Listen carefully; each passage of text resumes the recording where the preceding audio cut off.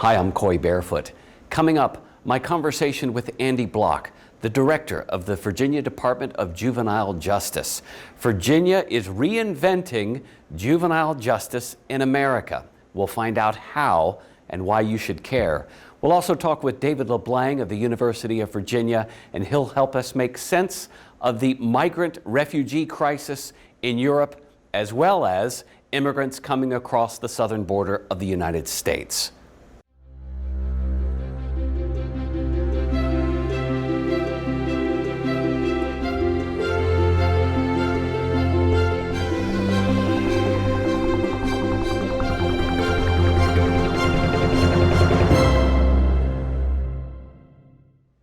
Welcome to the program.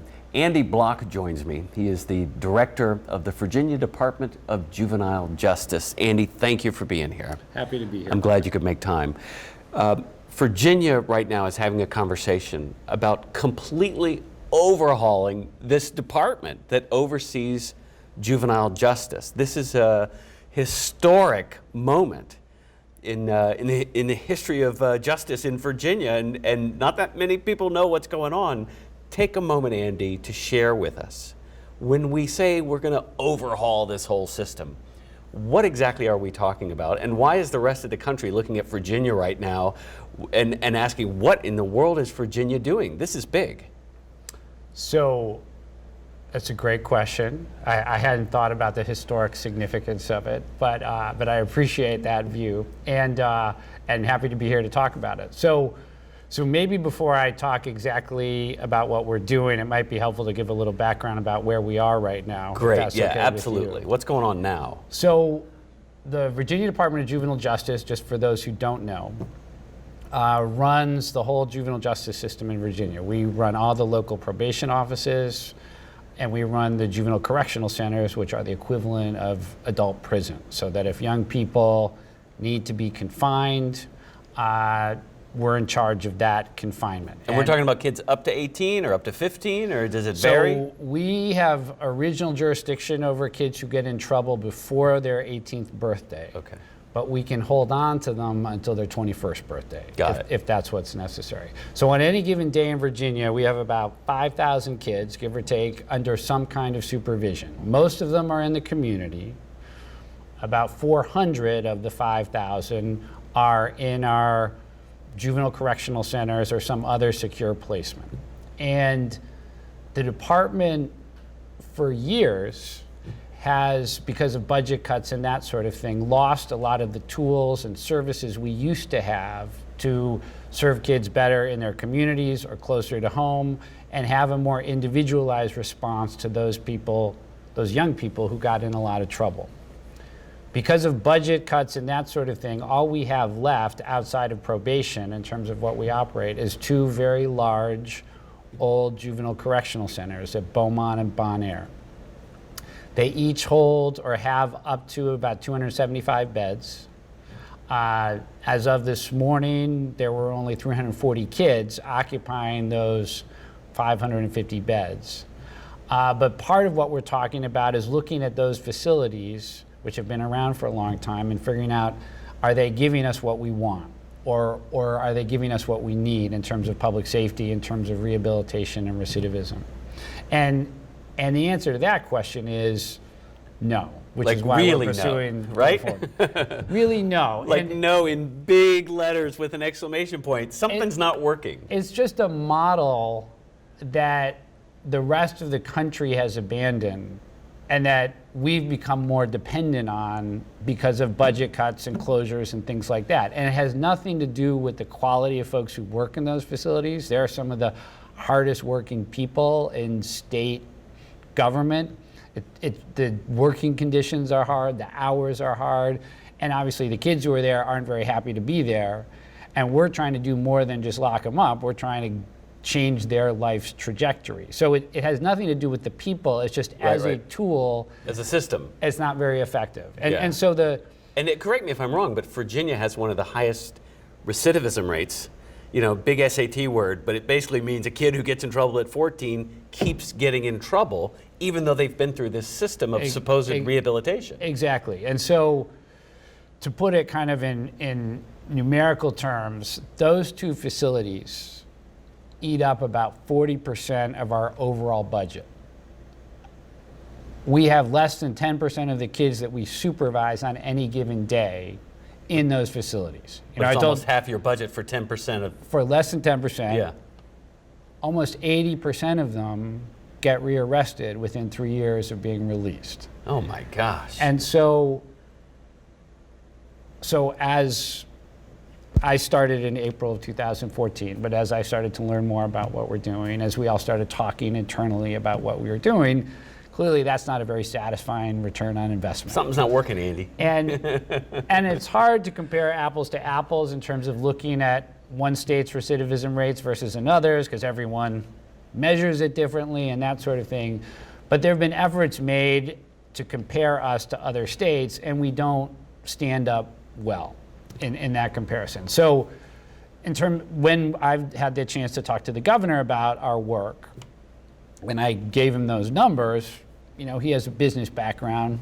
That wasn't very satisfying to him either. Right. And so we're trying to rearrange, transform, change the way we're doing business so we become less reliant on those two big facilities, and we make a real effort to do what research and experience in other states says works, which is try to create more and better services and options closer to where kids live, so that they're either getting served in their homes or they're getting served close to their homes so that their family and their community can be part of the rehabilitation. Yeah.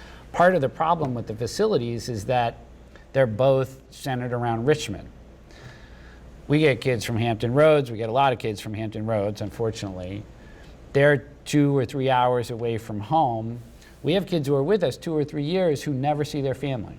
Because they're so far away. They're so far away. Well, it's Northern Virginia and the Valley and Southwest and South Side. They all got to go to Richmond. And then we send them back home after some time with us.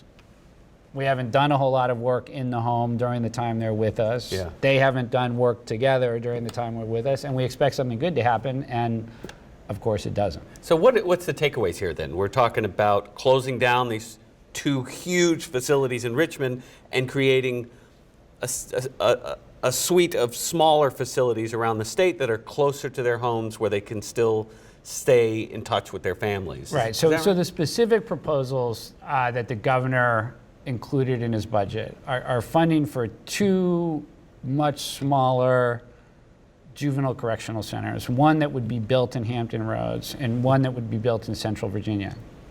These wouldn't just be mini versions of what we have now. What we have now, if you were to go inside one, looks an awful lot like an adult jail. There's no treatment space. There's big residential pods, so there's 20 kids in a unit. There's very little natural light. There's too many kids in one place. And so what we want to build is something that's much smaller, a 64-bed facility in Hampton Roads and an 88-bed facility in Central Virginia, but also that has smaller units, that has treatment space, that has space for young people to meet with their families. That's a better tool for the job. And then, so that's part of the proposal. The second piece of the proposal is to take advantage of our declining population, and crime is down, and juvenile crime is down. I'm knocking on wood every time I say that. The governor has requested that we be authorized to reinvest savings into developing more community options across the state, so that no matter where a kid goes to court, that judge, that prosecutor, that system has alternatives and choices and an effective baseline level of services. Doesn't just have to lock them up as the only option. Exactly. Right. Which, don't the studies show? I mean, there's real studies out there. We know there are best practices. We know what works to bring recidivism down. Exactly. We know what works to take a 14-year-old who got in trouble, made some stupid decisions. We know what works to help turn his or her life around. Right. Right? And we just need to do them.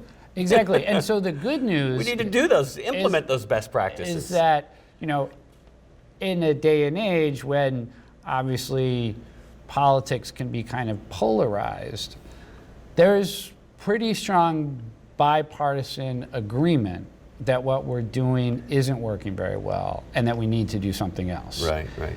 There seems to be a lot of support about the idea of allowing us to reinvest savings into creating alternatives. I think there's a lot of recognition that having smaller local services and alternatives to coming to state custody makes sense. People are balking a little bit at the price tag for the new facilities, but I think there's still a recognition that what we have doesn't work very well, and we need to do something else. And as I understand it, if you build the new smaller facilities, 5-7 years down the road, you can bring the total price tag down, right? Exactly. Because you're not supporting these two huge juvenile prisons. Exactly. Yeah, we would have significantly reduced operating costs in the new facilities. And what we've said to lawmakers is that not only could we safely and effectively operate those so that they work better, we could fully fund a statewide continuum of services in every part of the Commonwealth so that, again, like I said, no matter where a kid goes to court, there are choices and alternatives. And at the end of the day, return money to the general fund. So reduce our operating budget. So everybody says, well, we can do better for less. We're trying to prove that we can do better for less. And what we tell lawmakers, and this is very much true, is that if we're allowed to do what we're asking to do, we'll get a system that's better for public safety, that's better for children and families, and ultimately it's better for taxpayers. And because it's going to cost less. It will cost less. Here you are, a member of the governor's cabinet, telling me that this new program is actually going to cost us less and achieve the goals that we're not reaching now. This doesn't happen every day. It sounds too good to be true. I mean, it's just... It may sound that, and just a clarification, I'm not a member of the governor's cabinet. Fair enough. My boss, Secretary Brian Moran, who's the Secretary of Public Safety, is a member of the cabinet. Thank you, yes. But the governor has taken a keen interest in what we're doing. And the good news is it's not too good to be true. Other states like Texas, states like Georgia, states like New York have done versions of this. And they bring their recidivism rates down. They bring their recidivism rates down, they bring their costs down. And the 14-year-old who gets in trouble doesn't get in trouble again. Stuff works. That's the goal. Yeah. And so I'm very optimistic that we'll come out of this General Assembly session with more tools than we have now. So that our good folks who are working hard have what they need to do the work that they came to the department to do. Right. That, we will have a much better chance to make sure that kids, wherever they get in trouble, are treated equally and given the same opportunities. And they're given options that can actually improve their lives instead of just locking them up somewhere and throwing away the key. Exactly, and hopefully over time we will see, and this is what I fully expect, very significant reductions in recidivism. Andy, thank you for being here. You're watching the Coy Barefoot Program. We will take a quick break. When we get back, David Leblang is the chair of the Department of Politics at the University of Virginia, and he will help us make sense of what's going on with the migration crisis in Europe, what it means to Americans, and we have our own crisis on the southern border, how to make sense of that. That's coming up. We'll be right back.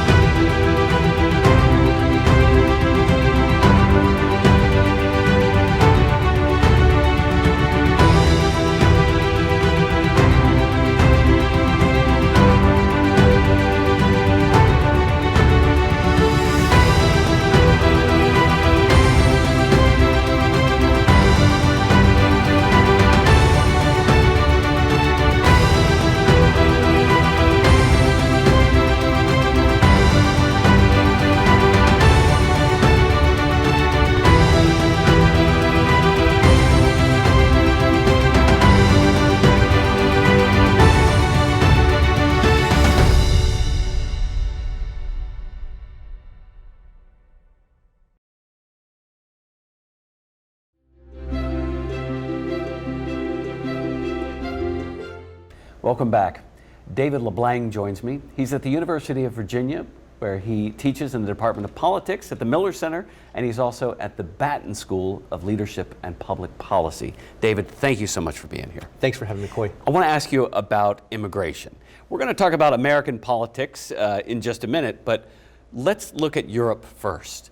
This is a momentous, historic thing we're watching happen over there, and I want you to help us as Americans sort of wrap our mind around the significance of what we are seeing happen in Europe, where not since World War II have we seen so many people on this planet pick up all their stuff and rush out of their home to go somewhere else. What is going on? Yeah, it's really a combination of factors, and I think it's important for us to set the stage somewhat broadly. Last year, the United Nations Commission on Refugees estimated that over 60 million people were dislocated or were removed from their country or place of birth. So 60 million people in a single year. That dislocation occurs for any number of reasons. It can occur as a result of natural disasters, as we saw in Haiti some years ago. It can occur as a result of civil war, as we're observing in Syria or in Afghanistan or in Iraq. It can occur because people simply want to move from one place to another in the hopes of having a better life. One of the things that has really driven the sort of mass migration that we're observing at this moment is the war that's been ongoing in Syria.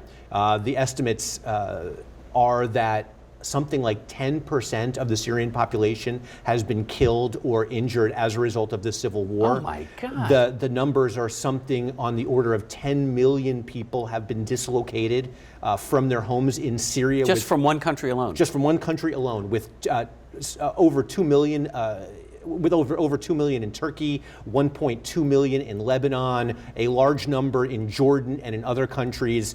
What started with when we first became really aware of the flow of migrants into Europe last year was that migrants, refugees as we're referring to them now, and we can come back and talk about the difference between migrants and refugees, thought that they had an opportunity to get to Germany.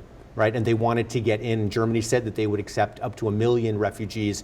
They have walked that back, but we're really seeing a staggering number of people that are picking up and leaving for a variety of different reasons. And the situation in Syria, another proxy war between America and the Soviet Union or Russia. Saudi Arabia is in there too. There's big money. Any big money around the world is in on Syria. Yeah. How do we make sense of that? What's going on there? I mean, there was. Yeah, how we got in there, that's a whole different show, right? With a whole different set of questions and a lot of different answers. But where we are right now is in the depth of what has got to be one of the largest humanitarian crises that I've observed in my lifetime, and probably since World War II, and things are just getting worse. The Russians have been pushing northward from Aleppo, and in between Aleppo and the Turkish border are somewhere on the order of 250,000 Syrians who have nowhere to go. They can't go south, and they can't go north because they can't get into Turkey. All right, and so the squeeze, in a sense, is on, and it's leaving these folks with nowhere to go and really nowhere to look for help.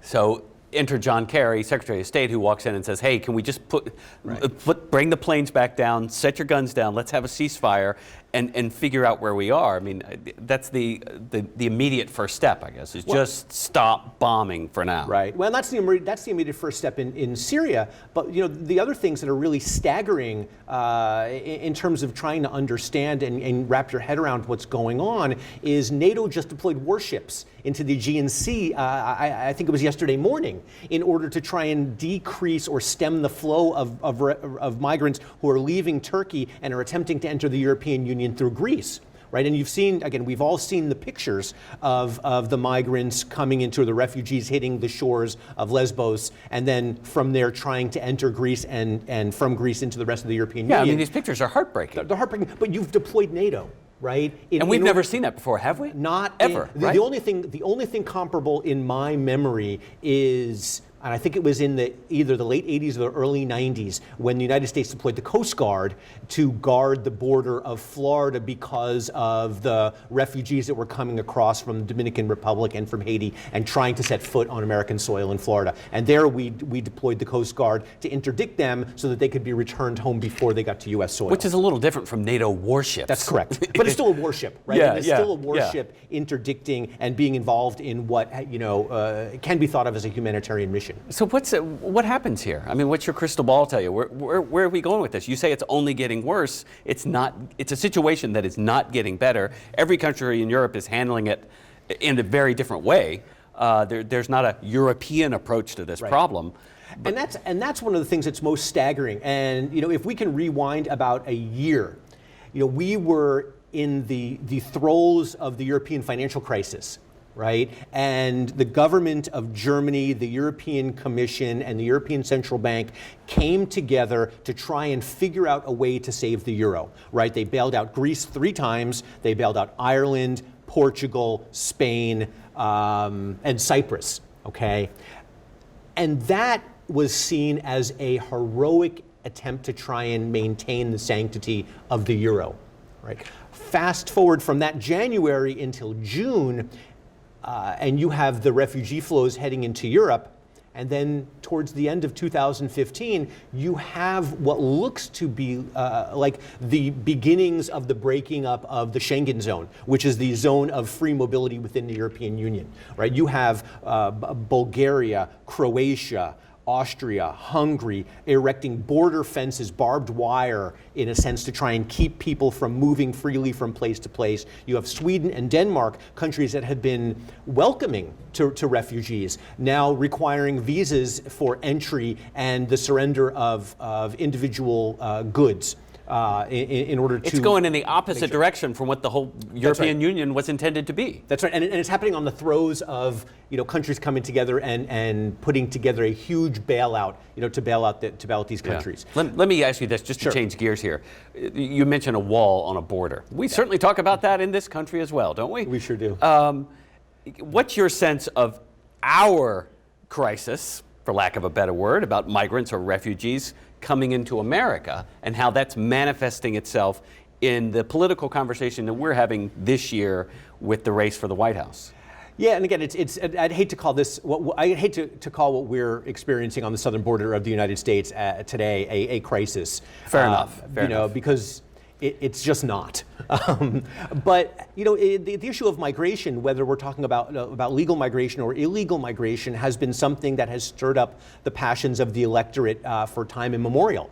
When we thought about, or when we observed the Irish coming over, there was opposition because they were Catholic, and there was a concern in the 1910s, 1920s that they were going to reflect the interests of the Pope and not the interest of the United States, right? So immigration and immigrants have always been held up as individuals that were easy to attack because they're not like us, right? They are like somebody else. Right. And I think that's what, we've seen it before, that individual politicians or groups of politicians will attack immigrants or migration policy because it's easy.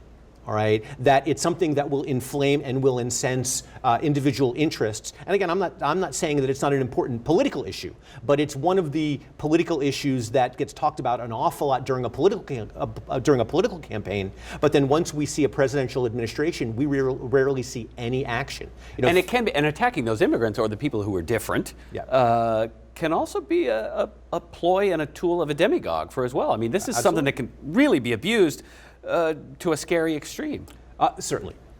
Yeah, again, you attack people, it gets people on your side. In some cases this helps you politically, in some cases that hurts you politically. As a social scientist, my interest is trying to explore and understand how this happens. Right? As a citizen, I abhor it. Yeah. Do you think this is going to have any kind of real dramatic impact in the election? Are we seeing that, or is it just another thing on the list that people are talking about that after the election they're not going to talk about so much? I think we'll see it we're certainly seeing it in the primaries. I doubt we'll see it as much in the general election. We know that in the general election we tend to have policymakers that tend to, or politicians that tend to drift a little bit more to the center. Whether we'll see that this time, I don't know. But after we have a a Cruz or a Trump or a Sanders or a Clinton in the White House, they'll have to work with Congress, right? And so at that point in time, Donald Trump says he wants to build a wall. Hillary Clinton says she wants amnesty. You have to work with Congress in order to make that happen. And so I'm skeptical that the kind of the hostility in terms of the political campaign will manifest itself in terms of actual policy. Yeah. Well, there's a lot of Trump supporters out there who are going to be very unhappy about that. I mean, they want something done about this. You said, well, it's not really a crisis. There's millions of Americans who have been convinced that it is. Right. That these are people coming into America who don't obey the law, they have no respect for our laws, and they're just coming over here and bringing, as Trump says, bringing disease and crime. And again, I go back to this is what demagogues say. Right. And history is not shy about that lesson over and over again. Right, and I think it's important to make some non so subtle distinctions. People who are here illegally have broken the law, right? Period. If we're talking about refugees, and a lot of the discussion on the Republican and Democratic side have come out of thinking about what's the appropriate response to the Syrian crisis. Refugees who enter the United States enter under a very different set of laws, rights, responsibilities, and obligations. And as far as I know, there is zero incidence of a refugee being involved in any sort of terrorist activity. I don't know that, and I don't know that the rates of criminality are any different from native-borns. I just don't know that. But I do know that there are zero instances of any criminal or terrorist activity on the part of refugees, with the exception of, I think, one case where there was an allegation of some funding. Some money laundering that was going back to a home country. But not terrorists. And for those Americans, there certainly is situations in Central and Southern America that would cause one to grab everything they have, pick up their children, and run as fast as they can. But this is another thing where I think the American electorate needs to have a better understanding about what's driving this push for individuals from Central America to enter the United States. Prior to the Great Recession, up through 2007, 2008, the push was really from Mexico because there was unemployment, economic growth in Mexico was very low, and the United States was a land of opportunity, right? The construction bubble bursts, the real estate bubble bursts in the United States, and the demand for the kinds of jobs, construction jobs especially, where illegal migrants would find employment in the United States, those jobs evaporated. And at the same time, economic growth opportunities and the level of education in Mexico increased. So the demand on the part of Mexicans to enter the United States illegally decreased. What we saw beginning in the summer of 2014, when you really talked about a crisis of unaccompanied minors on the southern border, those were unaccompanied minors that were coming from Central America. Not Mexico. That's correct. Obviously, they're coming through Mexico, right. But these are children and families coming from Honduras, El Salvador, Guatemala that are escaping some of the highest murder rates that exist in the world. Okay, I mean, the murder rate in Honduras is the highest per capita murder rate in the world. Yeah. Very good reason to want to get your kids out of there. I have two kids myself. I would pick them up and I would move as fast as I could. David, thank you for being here. I appreciate it. Thank you. David speaking in Charlottesville, coming up on Wednesday at 12 noon as a part of the Grounds on the Go speaker series. It's at the historic Coca-Cola building on Preston Avenue. I'm Coy Barefoot. You've been watching the Coy Barefoot Program. Have a terrific week, and y'all be good to each other.